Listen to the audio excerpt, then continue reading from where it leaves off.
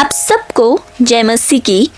आज हम बाइबल के एक बहुत ही गहरे और खास अध्याय से शुरुआत करने जा रहे हैं। यूहन्ना रचित सुसमाचार अध्याय 1। ये चैप्टर हमें बताता है कि यीशु शुरू से कौन है और हमारी ज़िंदगी में उनका क्या स्थान है। इस अध्याय को समझने के लिए हमें दिल और मन दोनों खुले रखने हैं। इस चैप्टर को हमने कुछ पार्ट्स में डिवाइड किया है, जिनके ज़रिए हम पूरा अध्याय अच्छे से समझ सकते हैं। तो आइए शुरू करते हैं। सबसे पहले हम पढ़ेंगे यूहन्ना अध्याय 1 का वचन 1, जिसमें लिखा है, आदि में वचन था और वचन परमेश्वर के साथ था और वचन परमेश्वर था। यह वचन का मतलब सिर्फ कोई शब्द नहीं है। यह वचन मतलब स्वयं परमेश्वर यीशु मसीह। इसका अर्थ ये है कि यीशु किसी खास दिन पैदा नहीं हुए या फिर किसी खास दिन नहीं आए, वो शुरू से ही मौजूद थे। हर चीज़ उनके द्वारा बनी। जैसे आगे के वचनों में लिखा है, यही आदि में परमेश्वर के साथ था, सब कुछ उसी के द्वारा उत्पन्न हुआ और जो कुछ उत्पन्न हुआ है उसमें से कोई भी वस्तु उसके बिना उत्पन्न नहीं हुई। यानी इस पृथ्वी पर जो भी उत्पन्न हुआ है वह परमेश्वर के द्वारा उत्पन्न हुआ है और परमेश्वर की उपस्थिति में ही उत्पन्न हुआ है। उसके बाद वचन 4 में लिखा है, उसमें जीवन था और वह जीवन मनुष्यों की ज्योति था। सोचिए, जब अंधेरा होता है तो सिर्फ रोशनी ही रास्ता दिखाती है। बिल्कुल वैसे ही यीशु हमारी जिंदगी के अंधेरे में रोशनी बनकर आते हैं। और वचन 5 में लिखा है, ज्योति अंधकार में चमकती है और अंधकार ने उसे ग्रहण न किया। मतलब जहाँ कहीं भी अंधकार हो, वहाँ अगर ज्योति आ जाए तो वो ज्योति उस अंधियारे में चमकने लगती है और उस अंधकार को मिटा देती है। बिल्कुल वैसे ही परमेश्वर यानी एक ज्योति है जो हमारे अंधकार में जीवनों में अगर चमक गई तो वो उस अंधकार को मिटा देती है। उसके बाद पार्ट 2 में हम देखेंगे यूहन्ना बपतिस्मा देने वाले का रोल। मतलब वचन 6 से 8 में हम पढ़ते हैं, एक मनुष्य परमेश्वर की ओर से आ उपस्थित हुआ जिसका नाम यूहन्ना था। वह गवाही देने आया कि ज्योति की गवाही दे, ताकि सब उसके द्वारा विश्वास लाए। वह ज्योति न था, परंतु उस ज्योति की गवाही देने के लिए आया था। मतलब इस पार्ट में हमें ये बताया गया है कि यूहन्ना बपतिस्मा देने वाला क्यों आया था, किस पर्पस से आया था। यहाँ यूहन्ना का जिक्र आता है, वो खुद रोशनी नहीं था। यहाँ पे लिखा है कि वह खुद तो ज्योति नहीं था, परंतु उस ज्योति की गवाही देने के लिए आया था। यानी जिस ज्योति के बारे में हमने पहले वचनों में पढ़ा कि जो अंधकार को मिटाती है, उसी ज्योति के विषय में गवाही देने के लिए यूहन्ना बपतिस्मा देने वाला आया था। और ये हमें एक बहुत ही सुंदर बात सिखाता है कि हर विश्वासी का काम यीशु बनना नहीं है, बल्कि यीशु को दिखाना है। यूहन्ना ने कभी अपना नाम ऊंचा नहीं किया। उसने हमेशा कहा, मैं उसके लायक भी नहीं हूँ, है ना। वचन में यूहन्ना ने कहा है कि मैं उसकी जूती की डोरी बांधने लायक भी नहीं हूँ, ऐसा कुछ तो उस वचन में कहा गया है। तो यूहन्ना ने कभी अपना नाम ऊंचा नहीं किया। उसने जिस ज्योति की गवाही देनी है उस ज्योति का नाम ऊंचा किया, उस परमेश्वर का नाम ऊंचा किया। आज के टाइम में ये नम्रता हम सब के लिए एक सीख है और परमेश्वर को भी ऐसे नम्र लोग पसंद आते हैं। उसके बाद हम तीसरा पार्ट देखेंगे इस अध्याय का। तीसरे पार्ट में हम ये देखेंगे कि यीशु का मनुष्य बनना, मतलब यीशु किस तरह से मनुष्य रूप में प्रकट हुए। तो वचन 9 में लिखा है, सच्ची ज्योति जो हर एक मनुष्य को प्रकाशित करती है जगत में आने वाली थी। वह जगत में था और जगत उसके द्वारा उत्पन्न हुआ और जगत ने उसे नहीं पहचाना। वह अपने घर आया और उसके अपनों ने उसे ग्रहण नहीं किया, परंतु जितनों ने उसे ग्रहण किया उसने उन्हें परमेश्वर की संतान होने का अधिकार दिया, अर्थात उन्हें जो उसके नाम पर विश्वास रखते हैं वे न तो लहू से, न शरीर की इच्छा से, न मनुष्य की इच्छा से, परंतु परमेश्वर से उत्पन्न हुए हैं।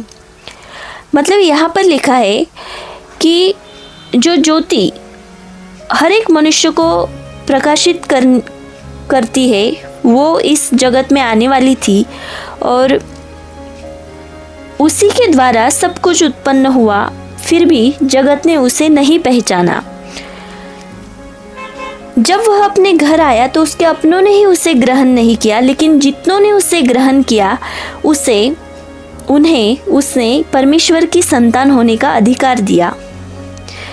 मतलब जो उसके नाम पर विश्वास करते थे, उसे ग्रहण करते थे, मतलब क्या कि जो उसके नाम पर विश्वास रखते थे उन सभी को उसने परमेश्वर की संतान होने का अधिकार दिया। उसके बाद हम देखेंगे कि यीशु का मनुष्य बनना किस तरह से हुआ।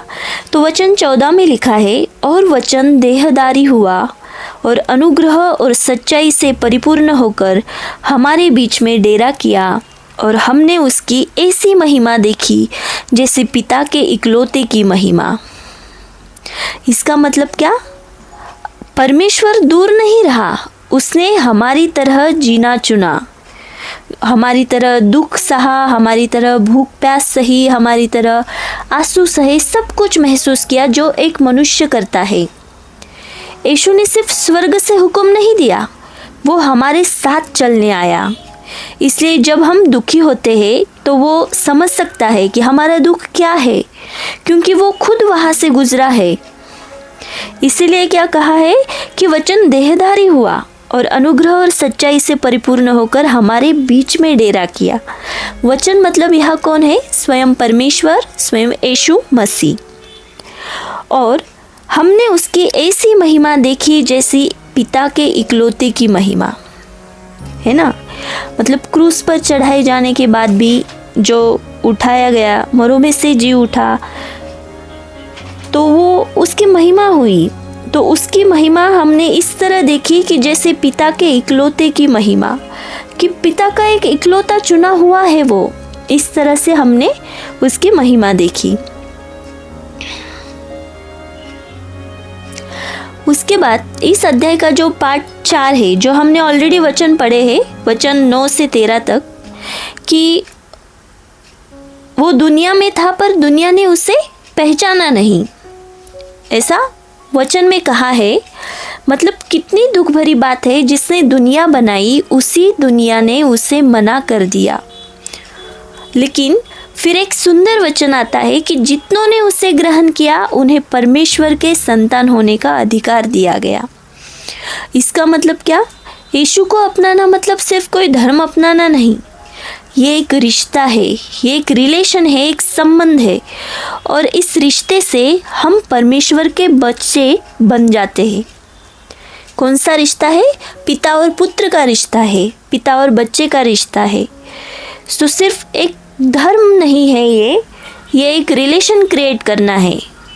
We have to create that relation with God, and then only we can consider ourself as faithful person, है ना। उसके बाद इस अध्याय का जो 5वां पार्ट है, पहले चेले आओ और देखो, यानी कि वचन 35 से 51 तक हम यहाँ पे पढ़ेंगे। यीशु के प्रथम चेले के बारे में यहाँ पर बताया गया है कि दूसरे दिन फिर यूहन्ना और उसके चेलों में से 2 जन खड़े हुए थे, और उसने यीशु पर जो जा रहा था दृष्टि करके कहा, देखो यह परमेश्वर का मेमना है। तब वे दोनों चेले उसकी यह सुनकर यीशु के पीछे हो लिए। यीशु ने मुड़कर उनको पीछे आते देखा और उनसे कहा, तुम किसकी खोज में हो? उन्होंने उससे कहा, हे गुरु, हे रब्बी, तू कहाँ रहता है? उसने उनसे कहा, चलो तो देख लोगे। तब उन्होंने जाकर उसके रहने का स्थान देखा और उस दिन उसके साथ रहे। यह 10वें घंटे के लगभग था। मतलब यहाँ क्या कहा गया है? चलो तो देख लोगे या फिर आओ और खुद देखो। यीशु ने उन्हें कोई लंबा प्रवचन नहीं दिया। ये बात आज भी सच है। यीशु हमें फोर्स नहीं करते। वो कहते हैं मेरे साथ चल के देखो। और जब नथनेल की दिल की बात यीशु पहले ही जानता है तो वो कह उठता है, आप परमेश्वर के पुत्र है ना। मतलब जैसे वचन में आगे लिखा है कि उन दोनों में से जो यूहन्ना की बात सुनकर यीशु के पीछे हो लिए थे, एक शमौन पतरस का भाई अंद्रियास था। उसने पहले अपने सगे भाई शमौन से मिलकर उससे कहा, हमको ख्रिस्त अर्थात मसीह मिल गया, और वह उसे यीशु के पास लाया। यीशु ने उस पर दृष्टि करके कहा, तू यूहन्ना का पुत्र शमौन है, तू कैफा अर्थात पतरस कहलाएगा। मतलब यीशु ने उसे पतरस नाम दिया। यीशु हमेशा हमारे दिल की गहराइयों को जानता है, चाहे हम उसे बोल के दिखाए या ना दिखाए।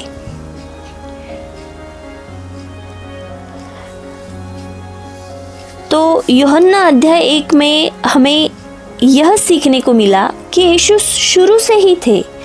उनका किसी खास दिन जन्म नहीं हुआ या फिर किसी खास मौके पर वो नहीं आए, वो शुरू से ही मौजूद थे। यीशु ही जीवन और रोशनी है। यीशु हमारे जैसे बनकर आए ताकि वो हमारा दुख जान सके, हमारी हर पीड़ा को सह सके, हमारे जैसे लाइफ की हर चीज़ को महसूस कर सके। इसलिए वो देहधारी बनकर आए और आज भी वो हमें बुला रहे हैं कि आओ और देखो। सवाल सिर्फ ये है कि क्या हम उस आवाज़ को सुन रहे हैं? क्या जो यीशु जिस तरह हमें बुला रहे हैं कि आओ और खुद देख लो, तो क्या हम इस आवाज़ को सुन पा रहे हैं या हमने अपने मन कठोर बना लिए हैं? तो ये पूरी तरह हम पर निर्भर है। परमेश्वर हमें कभी इस बात के लिए फोर्स नहीं करते। ये डिसीजन परमेश्वर ने पूरी तरह हम पर छोड़ा है। तो हमें सच्चाई को जानना है और परमेश्वर की मौजूदगी में रहना है या नहीं, ये हमने खुद डिसाइड करना है। तो आइए अंत में एक छोटी सी प्रार्थना करते हैं। हे पवित्र प्रभु यीशु, आज हमने आपके वचन को सिर्फ सुना नहीं बल्कि समझने की कोशिश की है। हमारे दिल के अंधेरे में आप अपनी रोशनी भर दीजिए और हमें भी ऐसा जीवन जीने में मदद कीजिए जिसमें हम आपको दुनिया को दिखा सके। यीशु के नाम में आमीन।